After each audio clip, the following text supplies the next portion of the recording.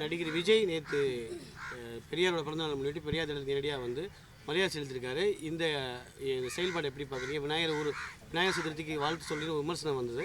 இந்த நிலையில் பெரியாருக்கு வந்து நேரடியாக வந்து பிறந்தநாள் முன்னிட்டு வாழ்த்து வச்சுருக்காரு. அதை எப்படி பார்க்குறீங்க சார்? மிகுந்த மகிழ்ச்சியுற்றேன். அதை வரவேற்று பாராட்டி என்னுடைய சமூக ஊடக பக்கங்களிலும் பதிவு செய்திருக்கிறேன்.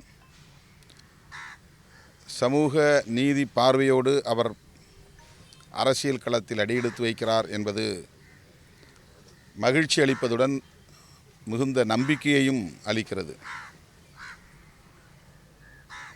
பெரியார் அரசியல் என்பது திமுக, அதிமுக என்கிற அரசியல் கட்சிகளுக்கு மட்டுமானதல்ல.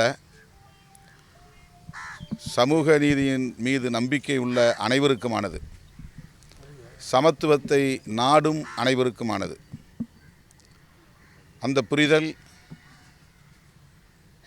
அன்பு இளவல் நடிகர் விஜய் அவர்களுக்கு இருப்பதை அறிந்து உள்ளபடியே நான் பெருமைப்படுகிறேன், மகிழ்ச்சி அடைகிறேன், வரவேற்கிறேன், பாராட்டுகிறேன்.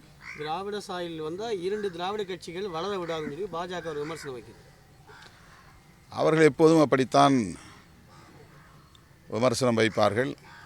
அது அவர்களுக்கு வயிற்றெரிச்சலை தரக்கூடிய ஒரு அரசியல்தான்.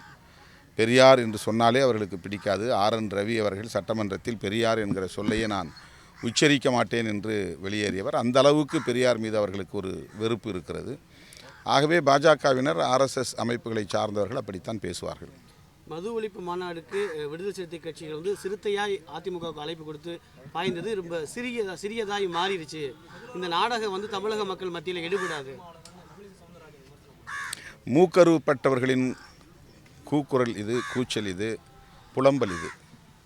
அவர்கள் எதிர்பார்த்தது நடக்கவில்லை. ஏறத்தாழ 18 மாதங்கள் உள்ளன தேர்தலுக்கு. இப்போதே தேர்தல் கணக்கு, கூட்டணி கணக்கு என்று கூப்பாடு போட்டார்கள், கூச்சல் எழுப்பினார்கள். எப்படியாவது இது மேலும் விரிசல் அடையாதா, பிளவு ஏற்படாதா என்று காத்து கிடந்தார்கள், எதிர்பார்த்திருந்தார்கள், ஏமாந்து போனார்கள். அதனால் ஏற்பட்ட விரக்தி வெளிப்படுகிறது, அவ்வளவுதான். திமுக அழைப்பு வந்து மேலும் விமர்சனமாகுது. பாஜக அல்லாத மத்தியில் விமர்சனமாகுது.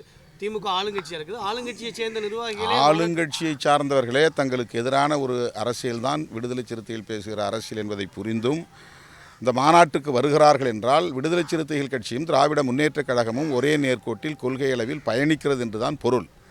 முரண்பாடான அரசியல்தான், ஆனாலும் இணைந்து பயணிப்போம் என்று எடுத்திருக்கிற அந்த முடிவு என்பது கொள்கை தளத்தில் இருவரும் இணையாக இருக்கிறோம் என்பதை உணர்த்துகிறது, அவ்வளவுதான். படிப்பதற்கு ஏற்றுக்கிறாங்க, குடிப்பதற்கு ஏற்றுக்குவாங்களா? யார்? தமிழிசை கேட்குறாங்க. தேசிய கல்விக் கொள்கையை ஏன் ஏற்றுக்கணும்? நாங்களும் தேசிய கல்விக் கொள்கையை எதிர்க்கிறோம். திமுகவும் தேசிய கல்விக் கொள்கையை எதிர்க்கிறது. நாங்கள் தேசிய அளவிலான ஒரு மதுவிலக்கு கொள்கை வேண்டும் என்கிறோம். விடுதலை சிறுத்தைகளுக்கும் திராவிட முன்னேற்றக் கழகத்திற்கு அதில் உடன்பாடு இருக்கிறது. அன்றைக்கே பேரறிஞர் அண்ணா அந்த கருத்தை வலியுறுத்தியிருக்கிறார். 1974 மதுக்கடைகளை மூடிய பிறகு கலைஞர் அவர்களும் அந்த கருத்தை பதிவு செய்திருக்கிறார். திமுக பேசிய அந்த கருத்தை இன்றைக்கு திமுக பேசுகிறது, அவ்வளவுதான். தேசிய கல்விக் கொள்கையை ஏற்றாக வேண்டும் என்று ஒன்றுமில்லை. தேசிய மதுவிலக்கு கொள்கை வேண்டும் என்பது இந்தியா முழுவதும் மக்கள் பாதிக்கப்படக்கூடாது, மனிதவளம் பாழாகக்கூடாது. தமிழ்நாட்டில் மட்டுமல்ல, எல்லா மாநிலங்களிலும் இப்படி குடிக்கு அடிமையாகக்கூடிய குடிநோயாளிகள் உருவாகி வருவது கவலை அளிக்கிறது. ஆகவே தேசிய அளவிலான பார்வையோடு மனித வளத்தை பாதுகாப்பதற்கு 2 இயக்கங்களும் ஒரே நேர்கோட்டில் பயணிக்கிறோம், அவ்வளவுதான்.